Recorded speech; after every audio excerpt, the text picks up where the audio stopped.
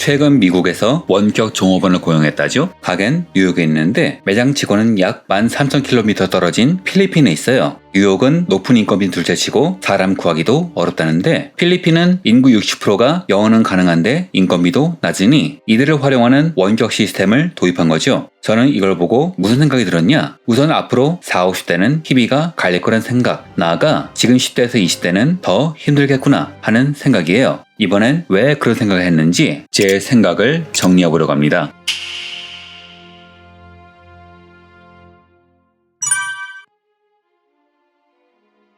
보통 기업이 제일 좋아하는 경력자가 3년에서 5년 사이에 경력을 가진 사람이라고 하죠. 왜냐하면 이 사람들이 신입티가 남아서 일도 열심히 배우고 업무 퍼포먼스도 가장 좋다고 합니다. 반면 그 이하 경력은 신입이나 경력이나 별 차이가 없다고 해요. 간부급 경력자도 1년은 지나야 그 회사에 적응하는 판에 그 이하 경력은 말할 것도 없을 겁니다. 그래서 일부 채용 공고를 보면 신입을 뽑는데 모집 요강엔 신입 경력 3년이라 적는 거죠. 그래서 대기업의 업무 교육은 3년에서 5년 정도 이런저런 업무를 시키면서 업무에 적응하는 시간을 주면서 사원을 평가하는 방식으로 운용됩니다. 그리고 이 기간이 끝나면 그간의 성과를 바탕으로 본격적인 실무에 투입하는 거예요. 단 일부 신입은 3년에서 5년 사이에 퇴사하므로 회사는 퇴사하는 사람까지 감안해서 넉넉하게 신입을 뽑습니다. 그래서 남은 사람들은 퇴사한 사람들에게 투입한 인건비만큼의 퍼포먼스도 같이 내야 하는 거죠. 세상에 공짜는 없습니다. 여하튼 직접 비용을 지불하고 인재 키우는 것이 지금까지의 채용 방식, 업무 시스템이었는데요. 지금 이게 점점 무너지고 있어요. 현재 많은 대기업은 공채 제도를 폐지하고 필요한 역량을 가진 사람들을 그때그때 뽑아 쓰는 방식을 취합니다. 문제는 이렇게 되면 신입이 취업할 방법이 없어요. 공채가 사라지면 좋은 기업에 취업하기 위해선 그 기업이 요구하는 능력을 갖춰야 하는데 이게 생각보다 쉽지 않다는 거죠. 실제로 공채를 폐지한 한 기업의 공고를 보면 절대 신입이 쌓을 수 있는 경력이 아닙니다. 이게 일부 기업만의 문제가 아니라 이미 상당 부분 진행된 사회의 흐름인지라 요즘 한국의 청년들이 많이 힘든 거죠. 게다가 더 큰 문제는 취업 문제를 넘어 알바하는 것도 쉽지가 않다는 거예요.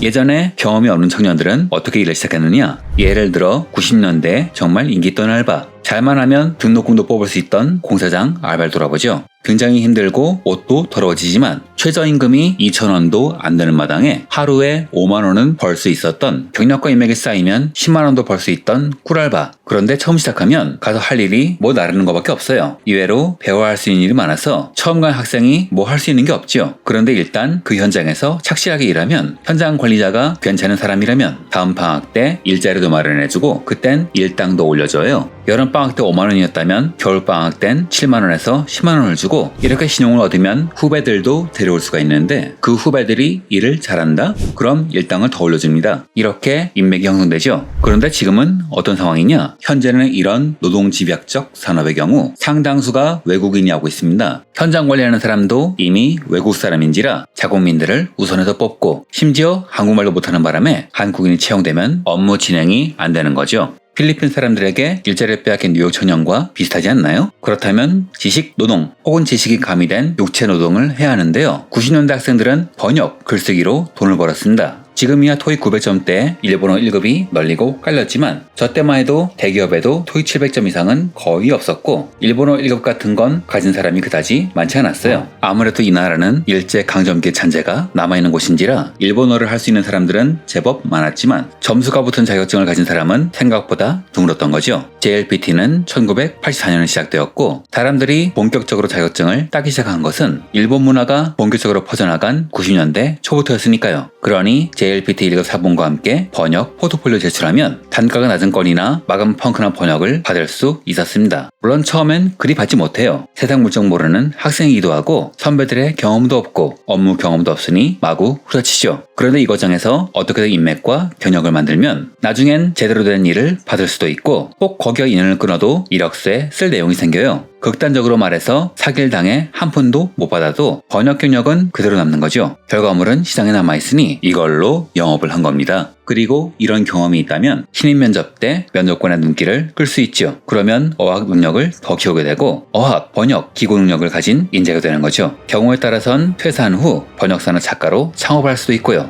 그런데 지금은 무슨 상황이냐? 외국인이 아니라 AI에 가로막힙니다. 저는 길을 가면서 걸려있는 광고, 포스터를 굉장히 유심히 보는데요. 이유는 제가 카피 문구 짓는 게 능숙하지 않아서 썸네일 만드는 걸 잘못해서 전문가에게서 배우는 게 목적이에요. 그런데 최근 이런 포스터를 보면 딱 봐도 AI입니다. 카피 문구, 디자인 모두를 AI에 맡겨요. 예전엔 대기업의 광고란 모를까 소규모 업체의 광고는 신입들의 몫이었습니다. 지금은 최고의 웹툰 작가 중 한 명인 조석 작가님이 처음엔 부동산 홍보 만화와 네이버 연재를 고민하셨다고 하죠. 그런데 지금 이걸 AI가 하는 겁니다. 미드저니 같은 걸 쓰면 초보자도 한 번에 할 수 있죠. 그리고 실제로 AI 시키는 게 비용 대비 효과가 좋아요. 이게 영세 업체만의 상황이 아닙니다. 요즘 대기업을 보면요, 차장, 과장이 혼자 있는 부서가 꽤 많아요. 별도의 사업을 꾸리기는 힘든데 필요하긴 한 경우 한 사람을 부서장으로 만들고 나머지는 AI와 외주 업체로 채웁니다. 비용은 인건비보다 싸니 얼마든 지원해주겠다. 우선 AI로 업무를 처리하고 AI가 안 된다면 외주 업체에 맡겨라. 이런 식으로 운영하는 거죠. 이런 무슨 일이 벌어지냐? 제가 영상 처음에 40대에서 50대에 희비가 갈릴 거라고 했잖아요. 한국에선 운이 좋으면 퇴사한 후에도 계열사의 사장, 공직자, 교수 등으로 경력을 쌓을 수 있지만 보통은 회사에서 했던 일 혹은 자기가 잘하는 일을 바탕으로 창업을 합니다. 이런 경우 보통은 자기가 다니던 회사가 거래처가 돼요. 내가 회사에서 하던 일을 바탕으로 사업자를 만들고 또는 그 회사가 필요한 일을 바탕으로 회사를 만들고 일감을 따는 거죠. 그리고 그 포트폴리오 바탕으로 다른 기업에 영업을 합니다. 그런데 회사가 가급적 AI를 우선하면 이런 종류의 일거리가 줄어들어요. 이러면 당장 노후 설계에 치명적인 타격이 오죠. 게다가 경쟁이 심해지니 단가는 내려갈 겁니다. 하겠다는 사람이 많으니 후려치기도 쉬울 테죠. 신입도 영향을 받습니다. 최근 일본의 AI 만화 번역 스타트업이 투자를 받았다고 하죠. 한때 만화 번역은 만화 좋아하는 대학생이 등록금을 벌기 정말 좋은 알바였는데요. 이젠 대기업이 이를 직접 하겠다는 거죠. 이게 성공한다면 앞으로는 국내 출판사에서 일감을 받는 건 더 힘들 겁니다.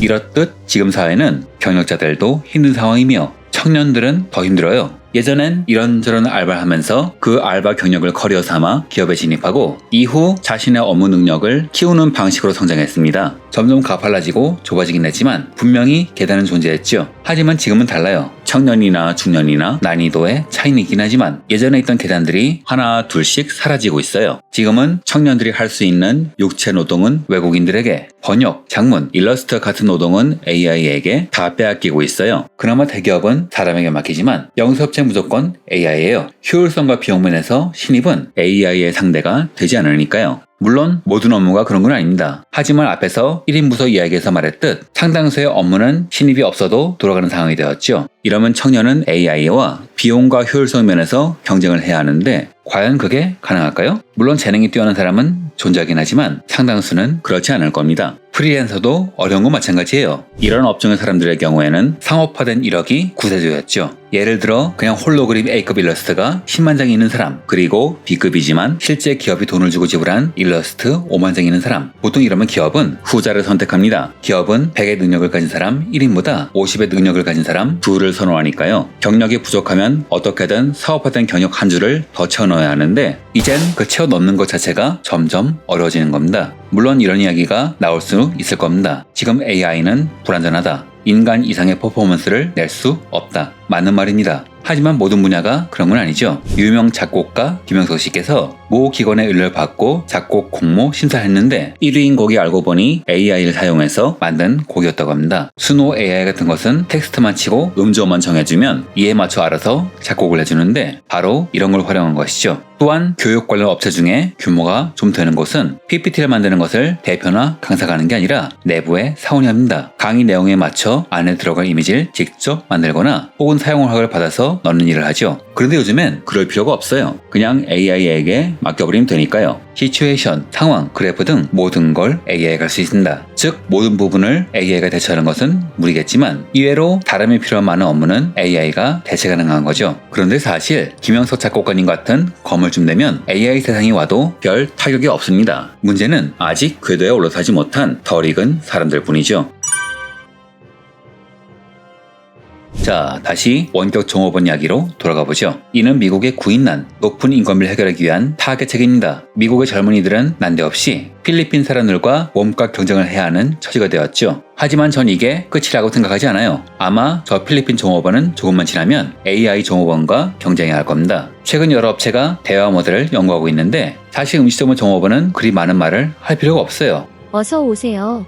감사합니다. 무엇을 드시겠습니까? 합계 금액은 얼마입니다. 현금으로 하시겠습니까? 카드로 결제하시겠습니까? 이 정도뿐이죠. 이건 매장 주인에게도 좋은 대안입니다. 손놈이 말도 안 되는 갑질을 하면 죄송합니다. 소중한 의견을 받아 다음에 피드백하겠습니다. 라고 받아버리면 끝이니까요. 어차피 매장에서 가장 중요한 것은 종업원이 아니라 음식이니 부수적인 서비스는 AI로 해결할 수 있는 겁니다. 그러니 앞으로는 매장 관리하는 직원 외엔 필요 없는 시대가 오겠죠. 현재도 이미 그렇게 진행되고 있지만 앞으로의 사회는 덜 중요한 부분부터 적극적으로 AI로 교체될 겁니다. AI가 못하는 부분만 경력자들로 교체되고 노후 생활을 경력으로 버텨나간 사람들은 빼어난 경쟁력 또는 인맥이 있는 사람들이 아니면 가격 인하 경쟁을 하면서 소모되는 처지가 되겠죠. 90년대 말 외환위기가 오면서 양질의 일자리는 줄었고 사람들은 양질의 일자리를 얻기 위해서 맹렬히 경쟁했습니다. 그래서인지 지금의 청년들은 그때 청년들에 비해선 뛰어난 역량을 갖고 있어요. 하지만 이전 세대는 자신에게 부족한 능력을 여러 가지 경험을 거쳐가면서 키울 수가 있었죠. 어떠한 형태로든 이력서에 한 줄 적기 위한 계단은 존재했던 거죠.